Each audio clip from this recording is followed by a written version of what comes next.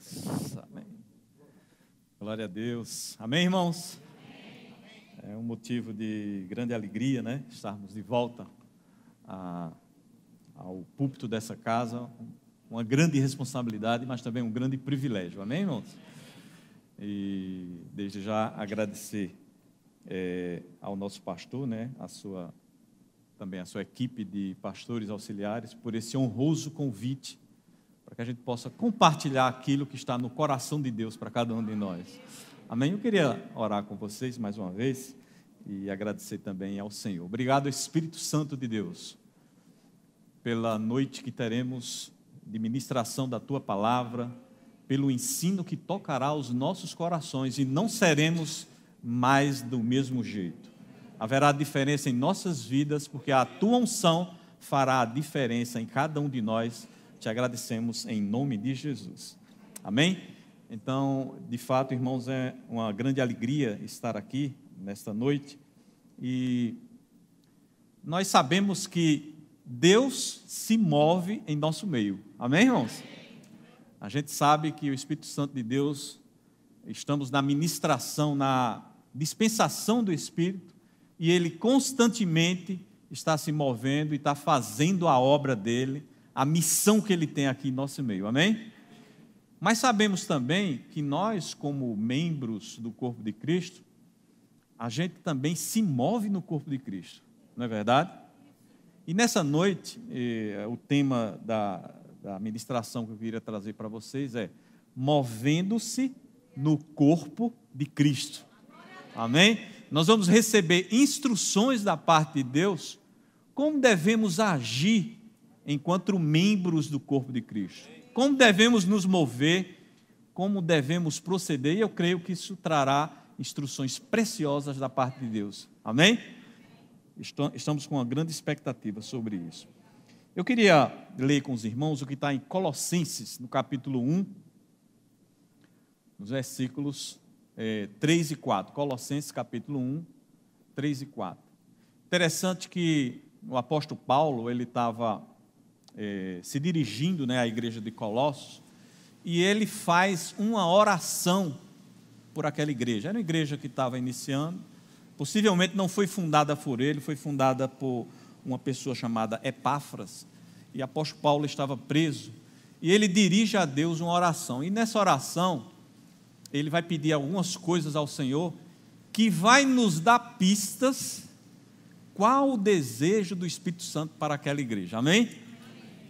E isso também vai nos trazer instruções, qual o desejo do Senhor para a nossa igreja hoje, nos dias de hoje, né? Então, Paulo falando aos Colossenses capítulo 1, versículos 3 e 4, ele diz assim: damos sempre graças a Deus, Pai de nosso Senhor Jesus Cristo, quando oramos por vós, desde que ouvimos da vossa fé em Cristo Jesus e do amor que tendes para com todos os santos. Amém? Veja que o apóstolo Paulo aqui, ele está dando graças por algo que já está ocorrendo na igreja, não é verdade? Ele está orando, agradecendo a Deus por uma realidade que já foi observada lá.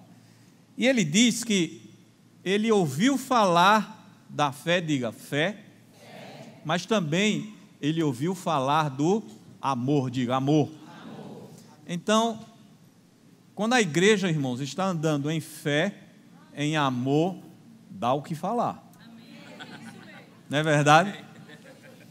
Se a igreja começar a praticar uma vida que inspire fé, em uma vida que se traduz em amor, essas coisas vão ser divulgadas não só dentro da igreja, mas ao redor da igreja e até em outros locais, não é verdade? A palavra de Deus está nos dizendo aqui. Interessante que quando a gente vê essa palavra amor, eu sempre tenho uma percepção que quando se fala em amor, se traduz em união, não é verdade? Sim. Se você ouve falar que um grupo tem atitudes que demonstram amor, uma família tem atitudes que demonstram amor, um departamento tem atitudes que demonstram amor, é bem possível que esse departamento, essa família, essa igreja, esse grupo, esteja agindo em união. Não é verdade, irmãos? Então, a gente podia destacar, se eu fosse fazer um resumo desse texto de Colossenses 1, 3 e 4, que Paulo estava dando graças a Deus pela igreja de Colossos, porque havia unidade ou união naquele grupo. Amém, irmãos? Amém. Grava bem isso, união. Muito bem. Vamos pular agora, no mesmo capítulo de Colossenses, capítulo 1, vamos agora para o versículo de número 9. E a gente vai ver que, nesse início, Paulo orou, dando graças por algo que ele observava. E nesse versículo 9, Paulo agora vai pedir algo a Deus. Possivelmente ele já via aquilo, mas ele pede para que aquilo seja acrescentado. Ele fala assim: por esta razão, também nós, desde o dia em que o ouvimos, não cessamos de orar por vós e de pedir que transbordeis de pleno conhecimento da sua vontade em toda a sabedoria e entendimento espiritual. Paulo agora, irmãos, ele está mudando um pouco a sua oração, ele já deu graças por aquilo que ele observou, e ele agora está orando para que Deus, junto àquela igreja de Colossos, possa estar transbordando, né, do pleno conhecimento da sua vontade.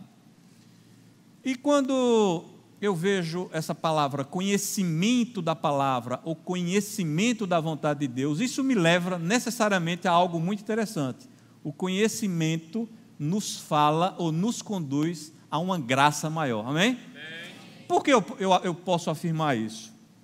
Por uma questão muito simples. Lá em 2 Pedro, capítulo 1, versículo 2, diz assim, graça e paz vos sejam multiplicadas pelo conhecimento de Deus e de Jesus, nosso Senhor. Amém? O que quer dizer isso, irmãos? Quando a igreja do Senhor, quando nós, como membros, né, pertencentes ao corpo de Cristo, quando a gente está exposto a um ambiente onde o conhecimento de Deus é ministrado, maior graça virá sobre nós. Amém? A palavra está dizendo isso, que a graça e a paz vai ser multiplicada à medida que aquela igreja, que aquele corpo, aquela parte do corpo de Cristo, ela é exposta ao conhecimento da palavra de Deus. Por isso que a gente vê, é tão perceptível nessa igreja local, a preocupação dos nossos pastores em trazer conhecimento para a sua igreja, não é verdade? A gente vê seminário de verão, a gente vê uma pessoa da envergadura do ministro Tony Cook e tantos outros grandes ministros, né? Nancy do Fresne, e a lista realmente é enorme, né? Pessoas que já passaram por aqui e trouxeram fragmentos de conhecimento tão importantes que geraram uma graça especial sobre nós, amém? E ela ainda repousa sobre nós, não é verdade? Então a gente sabe que à medida que o conhecimento chega, maior graça também chega. E Paulo, se eu fosse resumir essa oração dele, eu diria que existem dois fundamentos que está chamando a atenção dele para aquele grupo, e está chamando a atenção dele agora também da palavra de Deus para a nossa igreja. Há uma necessidade que a igreja se mova em união e em graça. Eu queria repetir com vocês. Há uma necessidade que a igreja se mova em união e também em graça, né? São dois fundamentos que fará com que eu me mova debaixo da perfeita vontade de Deus, né? Dentro daquilo que o Senhor espera de nós. E uma coisa me chama a atenção: por que Paulo escolheu esses dois fundamentos? E aí eu fui procurar na palavra de Deus. Paulo era um homem muito instruído nas Escrituras, amém, irmãos? E ele fez um apanhado das Escrituras e foi descobrir um profeta que tinha falado num cantinho lá do Velho Testamento, 500 anos atrás da existência dele. E aí a gente vai agora voltar o tempo e vamos lá para Zacarias, amém? Capítulo 11, versículo 7, a parte B, né, do livro de Zacarias. Zacarias, Zacarias é o penúltimo livro do Velho Testamento, capítulo 11, versículo 7, e eu queria ler o finalzinho que diz assim: tomei para mim, se você ver lá no finalzinho, tomei para mim 2 varas, a uma chamei graça, e a outra união, e apacentei as minhas ovelhas. Irmãos, Deus está introduzindo algo através do profeta Zacarias, 500 anos atrás dessas coisas que aconteceram lá na igreja de Colossos. E se a gente for ver o contexto histórico, a gente vai perceber que o povo de Deus está voltando do cativeiro na Babilônia, e eles precisavam de uma palavra de encorajamento. E Deus, utilizando-se da boca do profeta, diz: eu tomei para mim, se dirigindo ao povo, né? Eu tomei para mim 2 varas. A uma chamei graça, e a outra chamei união, né? Eu vou repetir esse versículo, e na hora do nome das varas vocês vão me ajudar, amém? O profeta Zacarias falando: tomei para mim 2 varas, a uma chamei graça, e a outra união. E aí eu apacentei as minhas ovelhas. Apenas com esses 2 fundamentos, o próprio Deus já dava palavras de encorajamento àquele povo, mas também Zacarias é um livro profético que vai falar também da instituição, da chegada do Messias. Então, de uma certa forma, Zacarias está se dirigindo também a algo que naquela época era um mistério. O quê? A igreja de Cristo. Era um mistério, mas diga assim: hoje não é. Diga assim: hoje eu estou aqui. Eu sou a igreja de Cristo. Eu sou membro da igreja de Cristo, do corpo de Cristo, não é verdade? Uma coisa interessante, irmão. Quando Deus diz: tomei para mim 2 varas. Quem chama, quem convoca, quem arregimenta é o próprio Deus. Amém? O próprio Deus tomou as 2 varas. E uma coisa interessante, né? Quando Deus tomou as 2 varas, ele podia ter chamado elas de quê? De vara. Mas ele não chamou, porque Deus chama as coisas que não existem como já existisse. Amém? Vai pegando por revelação. Aquilo que era apenas uma vara, uma delas passou a ser graça. Aquilo que era apenas outra vara passou a ser união. Deus já está se antecipando, lançando profeticamente os fundamentos da igreja e como nós vamos nos mover no corpo de Cristo lá na frente. Ele chamou algo que era natural, ele colocou algo sobrenatural sobre aquilo. Amém? Aí eu vou ter outro problema, porque eu até agora só tinha graça e união. Aí aparece uma figura chamada vara. E aí eu fico sem saber. Eu preciso resolver esse problema dessa vara, amém, irmãos? Mas as escrituras nunca vão deixar a gente órfão, ok? Elas vão sempre nos acudir nesses momentos, né? E aí eu fui perceber, irmãos, que vara nas escrituras representa aquilo que temos diante do Senhor. Moisés, quando foi libertar o povo de Deus, o que é que ele tinha? A única coisa que ele tinha na mão, uma, não é verdade? Jesus, né, falando lá no Evangelho de João, aí a gente vai usar agora a versão revista e corrigida, que ela traz um entendimento melhor. No capítulo 15 e versículo 5, Jesus diz o seguinte: eu sou a videira, e vós as... Diga assim, está falando comigo. Diga assim, a vara sou eu. Amém. Eu sou a videira, vós as varas. Quem está em mim e eu nele, este dá muito fruto, porque sem mim nada podereis fazer. Então, na realidade, irmãos, a vara é a nossa própria vida diante do Senhor. Mas ela é mais do que isso. A vara a que o profeta Zacarias está se referindo é o nosso tempo, nossos talentos, nossas habilidades e nossa disponibilidade em servir no reino de Deus. Porque eu posso ter tudo isso e não estar disponível, não é verdade? Tem um negocinho no WhatsApp que diz assim, ocupado. É tão chato, né? Que você às vezes vai falar com uma pessoa, aí o status dela é ocupado. Então você já fala um certo constrangido, né? E parece que tem alguns crentes que estão sempre ocupados. A gente precisa mudar o nosso status agora em relação a Deus e botar assim, ó, disponível. Amém? Disponibilidade, né? Basta um coração disponível para Deus começar a agir. Basta um coração disponível para Deus começar a agir. Deus vai usar o que você tem para multiplicar o que você não tem.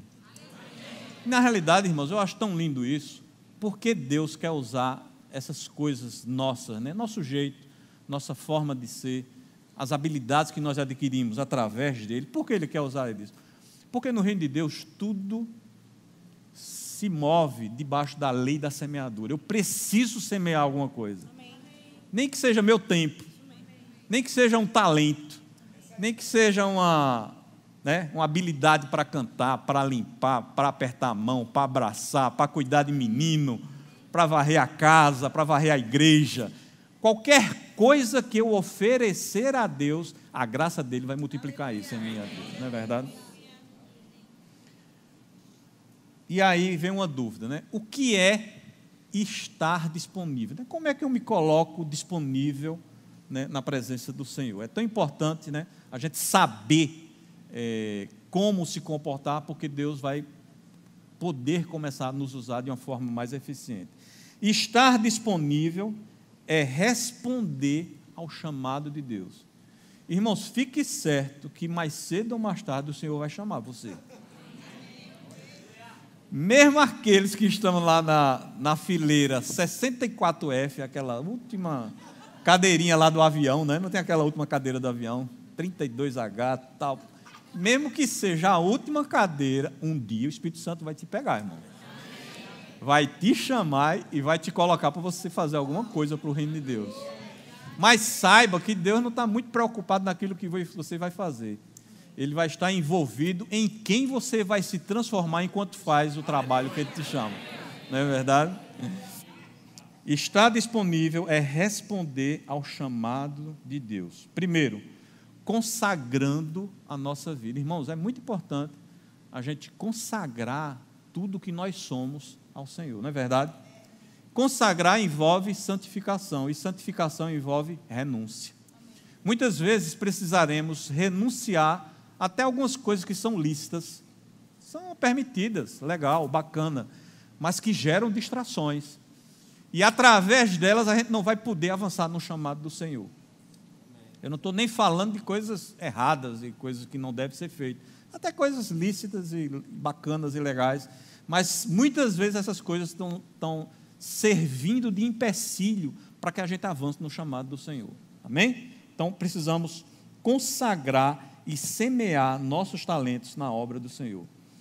Tudo bem, suponhamos que você já tomou essa atitude, você já se consagrou, você já se colocou disponível a Deus, e aí? Aí você olha para o Senhor, aí você vai perguntar agora, Senhor, e aí? Diga assim, e aí? E o Senhor vai te responder da seguinte maneira: existe uma atitude para o serviço de Deus, e essa atitude chama-se fidelidade. Diga, fidelidade. Fidelidade nos pequenos no começo será a chave para que Deus multiplique a sua área de atuação. Você precisa ser fiel nos pequenos começos. E aí isso me chama a atenção, irmãos, algumas coisas interessantes. Existem algumas coisas que Deus nos chama que a gente vive no anonimato, não é verdade? Imagina aquela pessoa que está cuidando de uma criancinha na última sala do berçário e no cantinho da sala. Parece-me que é um trabalho anônimo, não é verdade? Mas Deus está vendo. Imagino aquele irmão que está lá no domingo à noite, no final do estacionamento. Ele não é o da porta não, meu irmão, ele é o do canto, né? Só vai o último carro lá para ele, né? A princípio é um trabalho anônimo, mas Deus está observando aquilo ali. Deus está observando essa fidelidade nos pequenos começos. Diga, fidelidade nos pequenos começos. Lucas 16:10 nos dá uma chave muito interessante, né, sobre isso. Jesus, ensinando sobre as parábolas, ele diz o seguinte: quem é fiel no pouco, também é fiel no muito. Quem é injusto no pouco, também é injusto no muito.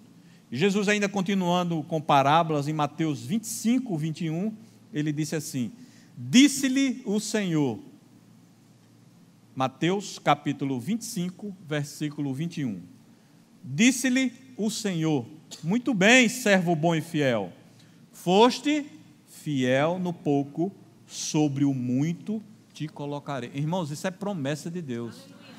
A fidelidade nos pequenos começos te colocará sobre áreas de maior influência, áreas de maior atuação e áreas onde o seu trabalho trará resultados mais efetivos na obra do Senhor. Essa fidelidade, irmãos, envolve algumas características, a gente tem observado, né? Para as pessoas que querem ser fiel no chamado de Deus, envolve algumas coisas como honra, diga honra, pontualidade, prioridade, atenção, zelo, seriedade, honestidade, sinceridade, transparência, excelência, integridade. Isso é uma lista, digamos, bem resumida, né? Se a gente fosse fazer a lista, ela ia realmente se estender muito. Mas são algumas características ou algumas atitudes que irão nos colocar realmente debaixo dessa fidelidade que Deus tanto nos espera. Interessante, irmãos, que essas qualidades, elas se encontram não somente no povo de Deus, mas no povo estranho à aliança. Você muitas vezes vai encontrar uma pessoa, né, que você está interagindo aí na sua vida secular, uma pessoa que é extremamente pontual, não é verdade? Uma pessoa que é zelosa, uma pessoa que é sincera, que é transparente. A gente sabe que existem pessoas assim, que não foram nem tocadas pelo novo nascimento, mas se comportam dessa maneira. E isso são chaves de fidelidade, amém, irmãos? Mas, irmãos, quando essas características habitam na vida do cristão e a graça vem sobre ele, os resultados são completamente diferentes daquilo que se vê aí fora. Porque a diferença vai ser o que a graça vai fazer sobre isso aí, a multiplicação que a graça vai dar. Interessante que o conhecimento de Deus, como eu já falei, à medida que nós somos expostos ao conhecimento de Deus, o conhecimento vai atrair graça sobre nossas vidas e vai multiplicar essa graça sobre cada área, sobre cada atitude nessa que nós tivemos, não é verdade? Interessante também que se eu não tiver esse comportamento, que é um comportamento, digamos assim, humano, normal, né? Adequado, desejado, e quando a graça de Deus vem sobre a nossa vida, se eu não me comportar dessa maneira, essa graça será ofuscada, ou até mesmo aniquilada. Então a gente precisa ter muito zelo ao lidar com as coisas do Espírito, não é verdade, irmãos? Precisamos ser zelosos com as coisas do Espírito, para que a graça de fato seja efetiva e seja atuante em nossas vidas, não é verdade? E aí eu queria, dentro desse tempo que nós temos, transitar um pouco sobre esses dois temas, sobre graça e sobre união, para que a gente possa entender e aprender mais daquilo que o Senhor tem sobre as nossas vidas, né?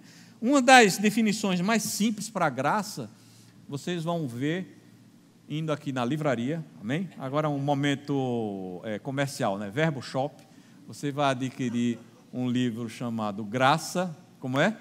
O DNA de Deus. E aí você vai ver o irmão Tony Cook brilhantemente definir graça como o amor de Deus em ação. Diga, o amor de Deus em ação. É o próprio amor de Deus fazendo alguma coisa. Isso é a graça de Deus, amém? E aí, Tony Cook, brilhantemente, ele diz que existe, a Escritura nos dá 5 aspectos da graça. Graça para a salvação, para a santificação, a graça que fortalece, a graça para compartilhar e a graça para servir. E aí eu queria me deter, né, no tema de hoje, para a gente não fugir daquilo que a gente está trazendo, alguns aspectos sobre a graça para servir, né? Aquela graça que vai nos habilitar a nos mover dentro do corpo de Cristo e ser útil nesse corpo, não só para o meu próximo, mas para toda a organização, amém? Diz assim, ó, a graça é o poder e a habilidade de Deus para servir a Deus e servir os outros com dons e aptidões divinos. E a graça também, ela impede que sejamos improdutivos e transfere as habilidades e os recursos de Deus. E é o próprio amor de Deus dando assistência a nós. Amém? Isso é uma síntese da graça para servir. Interessante, irmãos, que nós não trabalhamos na Igreja de Cristo para receber graça. Amém? Mas nós recebemos graça e aí sim podemos trabalhar, não é verdade? A graça, na realidade, irmãos, ela é o manancial de todos os dons. Imagine um grande manancial, um grande açude, repleto de capacidade e pronto para disponibilizar essa capacidade para cada um de nós. Essa é a graça de Deus agindo na vida da sua igreja. Ela é um depósito divino que vem do céu. Um depósito ilimitado de recursos ilimitados para aquilo que você vai fazer aqui em favor do corpo de Cristo, né? Paulo dá uma definição muito interessante, né, de como a graça trabalha na vida de cada um de nós. Está lá em 1 Coríntios, capítulo 15, e versículo de número 10, e diz assim, ó, mas pela graça de Deus eu sou o que sou. Diga assim, sou o que sou. Irmãos, ele está dizendo aqui que a graça, ela transforma inclusive a nossa vida pessoal. Ele é o que é pela graça de Deus. Diz assim, sua graça que me foi concedida não se tornou vã. Ou seja, a graça produz resultados. Ela é produtiva, ela é efetiva, ela pode ser mensurada na vida de cada um de nós, não é verdade? Antes, trabalhei muito mais do que todos eles. Está falando um pouco aqui de motivação, né? De atitude, de forma, né? E ele continua, todavia, diga, não eu, mas a graça de Deus comigo. Ele aqui está reconhecendo que ele é apenas um vaso nas mãos do Senhor. Quem está operando, na realidade, é a graça de Deus. Irmãos, eu acho tão interessante, não sei se você já percebeu isso, ou só eu que percebo, mas tem pessoas que você interage na igreja local, no corpo de Cristo, são tão cheios de graça, não é verdade? Aquela pessoa, ela é banhada de graça, é o próprio amor de Deus em ação na vida da igreja, né? E essas pessoas, elas não estão nos holofotes não, viu? Estão ali pertinho da cantina, estão ali circulando pela área externa, mas são pessoas tão graciosas, são pessoas que têm um amor tão grande no coração, se preocupam com as pessoas, né? A gente vê essa questão da graça atuando muito no Ministério de Socorros, não é verdade? Pessoas ajudando, pessoas dando a mão, suportando, né? Chorando com quem chora, se alegrando com quem se alegra, de fato, abraçando aquelas pessoas que precisam ser abraçadas. Porque hoje você está bem e glória a Deus por isso. Mas precisamos estar preparados para as pessoas que virão aqui para a igreja. Pessoas que podem ter histórias de vida, né, com muitas circunstâncias, com muitas adversidades, e vão precisar, às vezes, de um simples sorriso de nós, não é verdade? Um sorriso assim como o de Adriano, né? Ninguém vai nem se conter, né? Vai ser uma graça tão grande, não é verdade, irmão? É assim mesmo, a igreja deve se mover dessa forma. Um abraço, um prato de comida, né? Enfim, tem tantas coisas que a gente pode fazer e Deus vai estar expressando o seu próprio amor. Como foi? Como foi aí? O sorriso dele apareceu. Pronto, o sorriso de Adriano, né? Vai ser denominado o sorriso da graça de Deus. Amém? Glória a Deus. Amém por isso. Não é verdade, irmãos? Então, quantas coisas podemos fazer através dos impulsos gentis que o Espírito Santo dá em nossa vida? E saiba, viu, irmão? O diabo, ele nunca vai pedir para você fazer alguma coisa em favor do seu irmão. Amém? Se você sentir este impulso gentil, é o Espírito Santo te levando para cima, te colocando em ação e você sendo uma bênção na casa do Senhor, não é verdade? Então, só faça obedecer, viu? Tem vezes que eu já vi isso muito na igreja, é aquela unção de dar o relógio, né, irmão? Essa é abençoada, né? Eu vi a hora de todo mundo trocar os relógios de todo mundo, né? Mas, irmão, o diabo nunca vai te sugerir isso aí, não.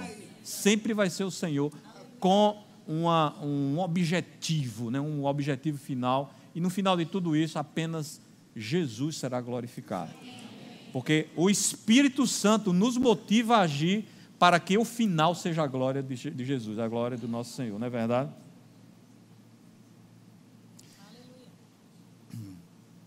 Então a gente pode, irmãos, observar, inclusive, essa questão de se mover debaixo da graça. Isso pode servir de autoexame para a gente, não é verdade? Tem lugares que a gente parece que não se move bem, né? Não estou julgando nem dizendo se está com graça ou sem graça, isso aí.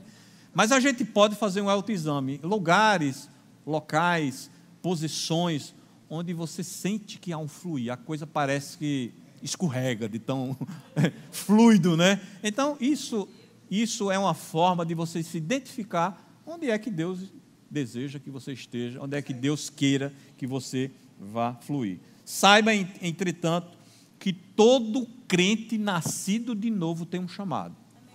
Deus não chamou ninguém para ficar, né, num banco sentado, olhando, levantando, né, de uma forma assim inerte, né? Mas todo crente, de fato, genuíno, aquele que aceitou a Jesus, aquele que foi imerso, batizado no corpo de Cristo, ele tem um chamado, amém?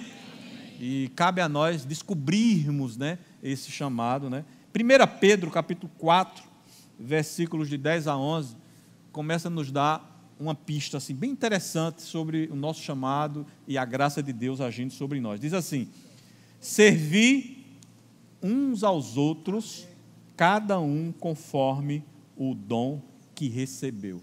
Então veja, irmãos, que necessariamente o teu chamado será para o serviço, amém? Para servir alguém, para servir, quem sabe, os pastores, se você foi chamado para isso, ou as lideranças, ou os irmãos, enfim, sempre haverá algo disponível para que você faça, que desenvolva a obra para que Deus te chamou. Como bons dispenseiros da multiforme graça de Deus. Servir uns aos outros, cada um conforme o dom que recebeu, como bons dispenseiros da multiforme graça de Deus. Veja que a graça de Deus, irmão, ela não é enjoada, não, ela é multiforme. Você nunca vai prever como é que a graça de Deus vai se manifestar, amém? Porque Deus é um Deus criativo. Se você quiser imaginar a criatividade de Deus, veja a natureza, veja a diversidade das flores, das árvores, das frutas, das sementes, enfim, tudo que Deus cria é grande, é abundante e é diversificado. E dessa forma também é a graça dele. Né? Possivelmente, você vai ver duas pessoas com um só chamado. Por exemplo, o chamado de evangelismo, um exemplo. Só que cada um deles vai se mover com uma determinada graça. Amém, irmãos? Amém. Porque isso demonstra a multiforme graça de Deus, a diversidade da operação, né, da graça e do brilho de Deus sobre as nossas vidas. E o texto continua no versículo 11. Se alguém fale de acordo com os oráculos de Deus. Se alguém serve, façam na força que Deus supre, para que em todas as coisas seja Deus glorificado por meio de Jesus Cristo, a quem pertence a glória e o domínio pelos séculos dos séculos. Amém. Irmãos, o meio é servir, mas o fim é a glorificação do nome de Jesus. À medida que você se mover em graça, sabe o que é que vai acontecer? As pessoas vão começar a dar graças a Deus. Coisa linda, né, irmãos? Imagina você chegando no estacionamento, como a gente chega e vê isso aqui nessa igreja, sendo recebido de uma forma tão gentil, tão ungida, você sai dando graças a Deus. Glória a Deus por isso. Chegar no ambiente da igreja, um ambiente cheiroso, bonito, com um painel, como é o painel, pastor mesmo, é espuma acústica de última revelação e tal. Você tem que dar graças a Deus mesmo, né? Não é verdade? Porque são coisas feitas com um quê a mais, não é verdade, irmão? Concorda comigo? Né? Você observa, por exemplo, o carinho com que a equipe de louvor tem ministrado aos nossos corações, né, irmãos? Isso dá trabalho, isso tem que vir ensaiar, tem que pegar as músicas. Às vezes o dom não bate bem o tom, sabe? O teclado está dando um tom, a guitarra está dando outro, e o pessoal se aperreia, e a irmã Rebeca se aperreia. Mas no final dá tudo certo e tudo fica afinado, porque há uma graça, irmão. Não é verdade? Eu vendo aqui o meu líder, eu chamo líder, né? Que é o irmão Rodrigo e a sua querida esposa Nora, e cuidando, né, de jovens. É outra igreja, irmão, não é verdade? É outro universo, é outra cabeça, né? Mas há uma graça também sobre a vida deles para cuidar isso, para enfrentar. Veja a diaconia, que departamento brilhante nós temos aqui na igreja, irmão. Olha, é porque eu não gosto de puxar sardinha, mas eu nunca vi uma diaconia como a daqui, não. Alguém já viu? Levanta a mão. Aí, então eu tô certo, né? É um pessoal sempre com um sorriso nos lábios, sempre com muita educação, com firmeza quando é necessário. Não é verdade, irmãos? Eu vejo o departamento infantil da nossa igreja, irmão, sinceramente. É uma bênção de Deus. Há uma graça especial, né? E veja, os meninos continuam fazendo aquelas coisas que todo menino faz, né? Mela o chão e tal. Mas as tias ali, as professoras, sempre felizes, sempre com muita cordialidade. O que é isso, irmãos? A graça de Deus repousando. Eu vejo, né, como eu vejo aqui alguns professores do Rema, né, pessoas que Deus separou para formar outras pessoas. Coisa linda, né, irmãos? A igreja toda se movendo. Mas sabia que ainda há lugar para você? Ainda há muito espaço. Amém? Então esteja sensível, envolva-se na obra do Senhor. Comprometa-se com a obra do Senhor. Não é verdade? Que Deus tem muito a fazer e vai multiplicar não somente a tua vida, mas a vida da tua igreja, não é verdade? Muito bem. Nossos dons nunca devem impedir que nos envolvamos em qualquer outro serviço cristão ou que cumpramos a responsabilidade básica. Não diga, não sou chamado para fazer isso. Às vezes, né, a gente está num departamento nisso e existe uma necessidade básica. Normalmente, em igrejas ou pontos de pregação que estão começando, tem que fazer de tudo, né? É o chamado crente bombril. Ele tem que da porta para o púlpito, do púlpito para o estacionamento e assim vai, né? Então a gente precisa também estar disponível para as necessidades, aquilo que nós somos, né, convocados. Não se preocupe com rótulos e sirva a partir de um coração de amor. O que o senhor deve, irmãos, é alinhar o teu coração. E a palavra tem o poder de fazer isso. Quando você se expõe à palavra, além da graça que vem sobre a sua vida, suas motivações serão alinhadas. E você servirá ao Senhor com um coração íntegro, um coração puro e um coração reto diante de Deus. Amém, irmãos? E um dia você vai ouvir: vem, servo bom e fiel, né? Se deleita aqui na minha presença, né? Você vai ser galardoado por isso. Fique tranquilo. Mesmo que você não tenha nem reconhecimento aqui na terra, mas alguém um dia vai reconhecer o teu trabalho, amém, irmãos? Acho que eu falei um pouco sobre graça e antes do pastor Júnior mandar eu sentar, eu vou fechar aqui, né? E eu vou falar sobre o segundo fundamento, né? O primeiro fundamento é o segundo fundamento é a união, irmãos. Aí é coisa linda, né? Imagina, Deus agindo em graça na vida de cada um e essas pessoas agora se unindo umas às outras. Veja que força o corpo terá, não é verdade? Esse é o padrão que Deus deseja de nós. Vamos ver lá em Efésios e entender um pouco esse aspecto da união. Efésios capítulo 4, versículos 15 a 16. Diz assim: mas, seguindo a verdade em amor, cresçamos em tudo naquele que é a cabeça, Cristo, de quem todo o corpo, bem ajustado e consolidado pelo auxílio de toda junta, segundo a justa cooperação de cada parte, efetua o seu próprio aumento para a edificação de si mesmo em amor. Veja aqui, irmãos, que o apóstolo falando aos Efésios, ele está comparando também a um corpo orgânico, né? Cada parte trabalhando em justa cooperação, né?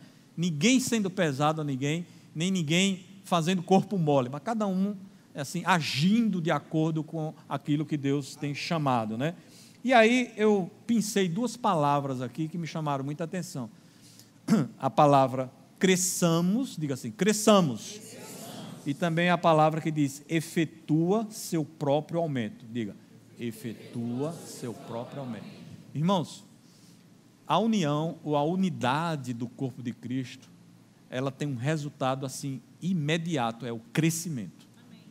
A palavra de Deus, ela deixa bem clara que à medida que as pessoas preservam o vínculo da paz, preservam a unidade, cuidam, né, lutam por isso, né, se diligenciam por isso, há um crescimento orgânico do corpo, porque o corpo ele está agora atuando em sintonia, ninguém está sendo pesado, ou puxando contra, ou trabalhando contra, mas estão todos trabalhando em harmonia, isso vai gerar crescimento. Essa igreja não vai caber, amém, irmão? É a palavra que está prometendo isso, mas para que chegue neste nível dessa igreja não caber, eu preciso unir quem está aqui, amém?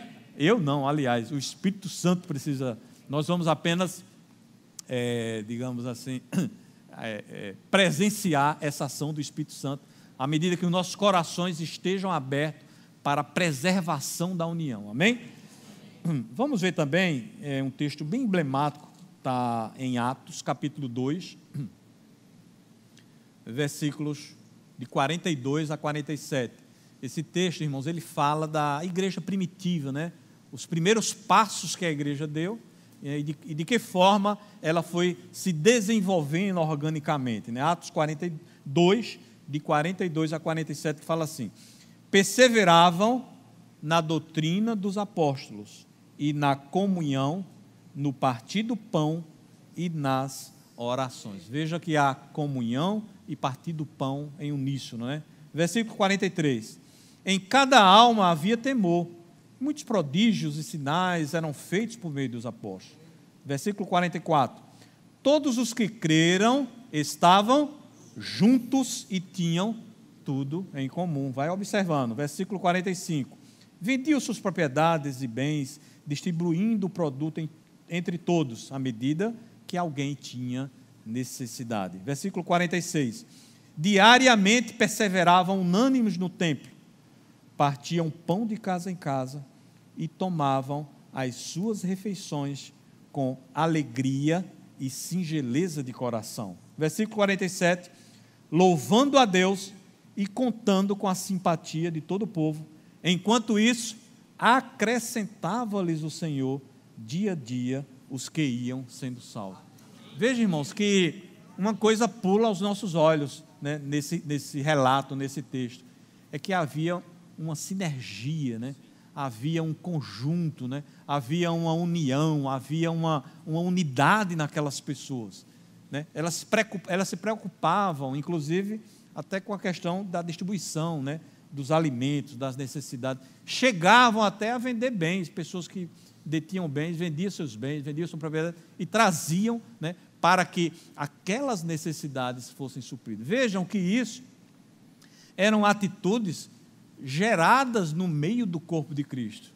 E o Senhor estava assim, só observando, Deus observando aquilo acontecendo. E à medida que essas coisas começavam a tomar corpo, o Senhor entendia, eles já estão prontos, vou começar a acrescentar mais gente para ali. O próprio Senhor ia acrescentando aqueles que iam sendo salvos. E por que as pessoas eram atraídas para se congregar? Porque eles viam amor, eles viam união, eles viam a própria graça de Deus, que era o amor em ação, atingindo aquelas pessoas, né? Queria convocar o louvor, já para mostrar que eu estou encerrando também o culto, amém, irmãos? A palavra. E eu queria fechar com vocês um texto também que nos instrui muito sobre essa questão da união, que é o Salmo de número 133. Esse é um salmo muito conhecido, e eu creio que vai nos abençoar muito nessa noite. Salmos de número 133. Como Deus vê a união entre os irmãos. Diz assim, Salmo 133, versículo 1. Ó, como é bom e agradável viverem unidos os irmãos. Vamos repetir todos esse primeiro versículo. Ó, como é bom e agradável viverem unidos os irmãos. Eu fui ver, irmãos, lá no texto original, e essa palavra agradável, ela dá um sentido de, além dessa questão de ser agradável, de ser atraente, ela tem um sentido também de delicioso, e tem um sentido também de música. Para Deus, irmãos, a unidade da igreja, a união dos irmãos soa como a própria música. Veja que coisa linda, né? Como o salmista conseguiu traduzir isso. E para Deus também, a união dos irmãos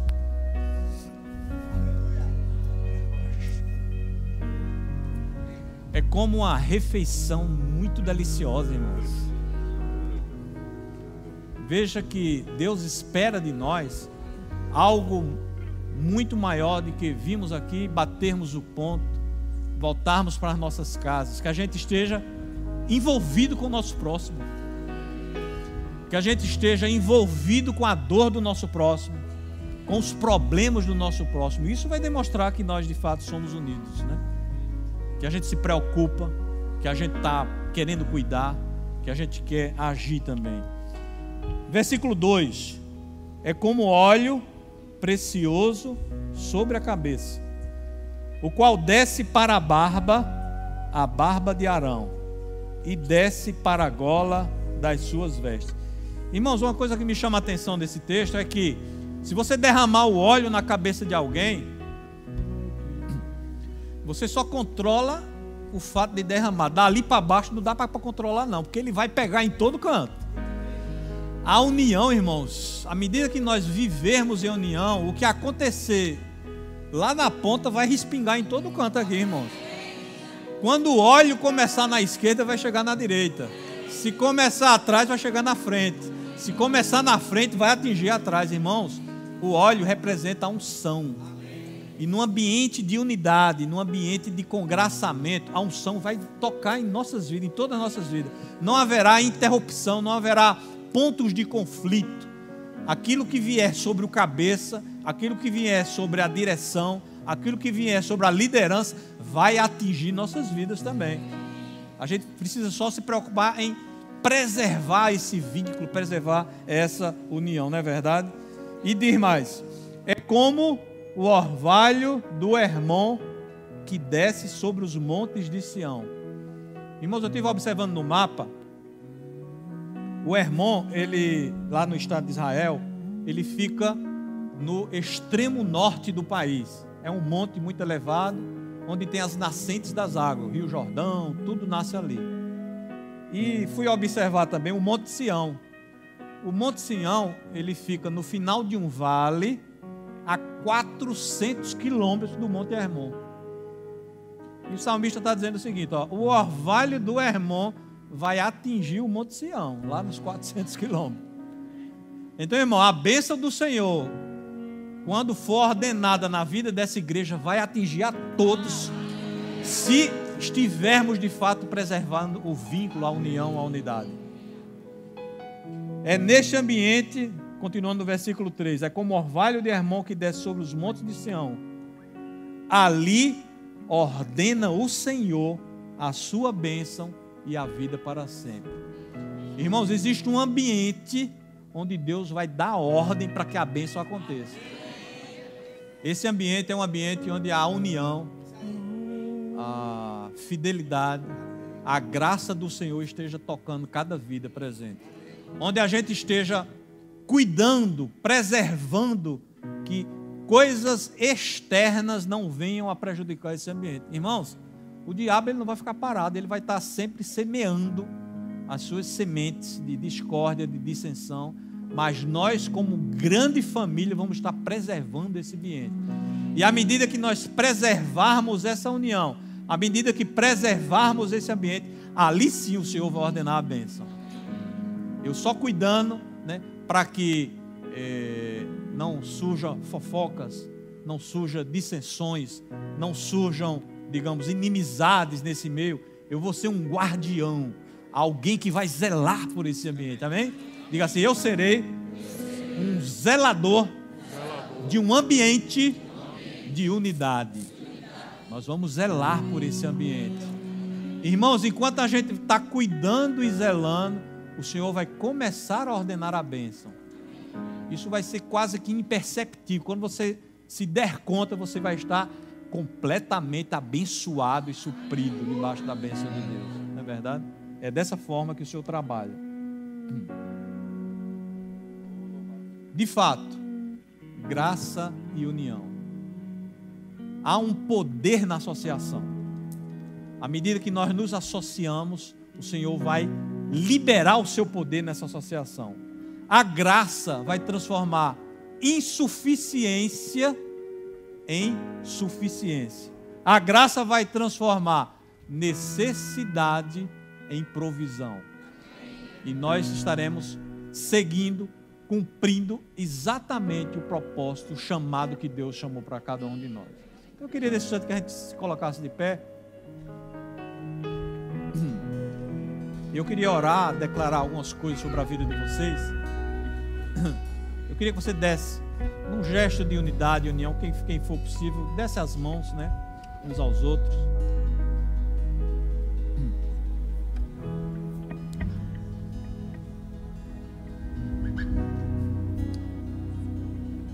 Eu estaria orando por cada um de vocês. Muito obrigado, Pai, por essa noite, por essa palavra que tocou os nossos corações, meu Deus.